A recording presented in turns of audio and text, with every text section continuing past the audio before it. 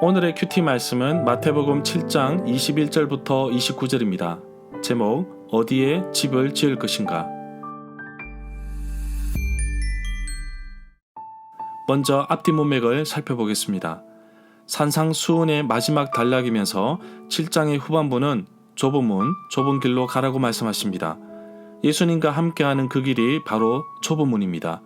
그리고 말씀의 순종을 강조하시면서 바위 위에 지은 집, 모래 위에 지은 집을 비교하십니다. 그 핵심은 말씀대로 행하는 여부에 달려있음을 말씀하고 있습니다. 예수님은 반석 위에 지은 집과 모래 위에 지은 집을 비유로 드셨는데 이 비유는 하나님 말씀을 듣고서 그대로 행하는 사람을 의미한다고 봅니다. 정말 흔들리지 않는 반석 위에 지은 집처럼 어떠한 고난과 어려움이 오더라도 흔들리지 않을 것입니다. 또한 하나님 나라에 속한 사람은 말로만 고백하는 것이 아니라 하늘에 계신 아버지의 뜻대로 행하는 사람이라고 말하고 있습니다. 문단을 나눠보겠습니다. 21절부터 23절은 말씀대로 순종하는 자, 24절부터 29절은 반석 위에 지은 집 대 모래 위에 지은 집. 21절부터 22절에 보면 나에게 주님이라고 말하는 사람이라고 해서 모두 다 하늘나라에 들어가는 것이 아니라고 하십니다. 하늘에 계신 내 아버지의 뜻을 행하는 사람이라야 들어간다고 하십니다. 그날에 많은 사람들이 나에게 말할 것이다. 주님, 우리가 주님의 이름으로 예언하고 주님의 이름으로 귀신을 쫓아내고 주님의 이름으로 많은 기적을 행하지 않았습니까? 라고 할 것이라고 합니다. 23절에 보면 그때 내가 그들에게 분명하게 말할 것인데 나는 너희를 모른다. 도무지 알지 못한다. 불법을 행하는 자들아 내게서 떠나가라고 하셨습니다. 종말 심판에 대한 한 장면을 보는 것 같습니다. 22절에서 제자로서 행할 모든 것을 다 하였지만 결국에는 하나님 나라에 들어가지 못하며 알지 못한다고 말씀하고 있습니다. 왜 그럴까요? 그 이유를 21절에서 답을 하고 있습니다. 하나님의 뜻을 따라 행하지 않았기 때문입니다. 24절에 보면 그러므로 누구든지 내 말을 듣고 그대로 행하는 사람은 그 사람의 집을 반석 위에 지은 슬기로운 사람과 같다고 할 것이라고 하십니다. 마태복음 7장 24절부터 27절의 말씀을 누가복음 6장 47절부터 49절에도 반복되어 나오고 있습니다.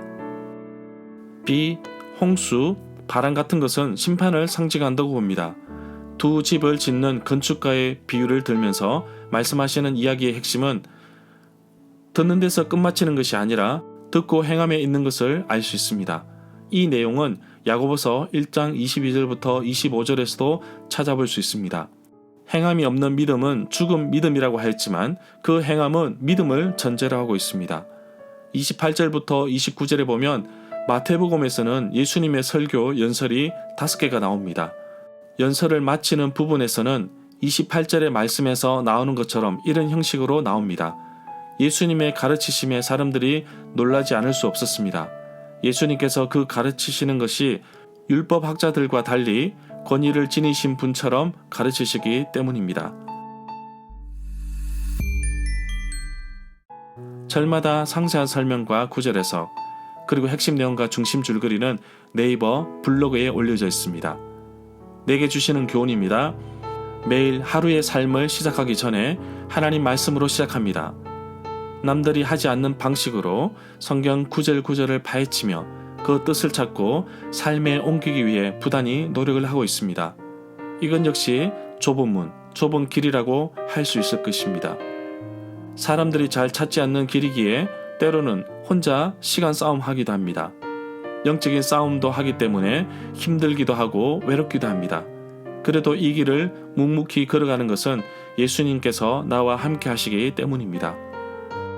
2015년부터 2023년 1월까지 지난 9년 동안 아팠던 날 일주일 빼고는 매일매일 기도하며 묵상했던 말씀을 SNS에 올렸습니다. 그러나 무엇보다도 중요한 것은 내게 주시는 그 말씀대로 살아가기 위해 부단히 노력하고 애썼다는 것이며 또한 함께 말씀을 나눌 수 있는 분이 계셨다는 것이 가장 큰 힘이 되었습니다. 오늘도 내 삶에 실천할 수 있는 성경 말씀이 무엇인지 찾고 믿음으로 도전하는 하루가 되기를 간절히 기도합니다.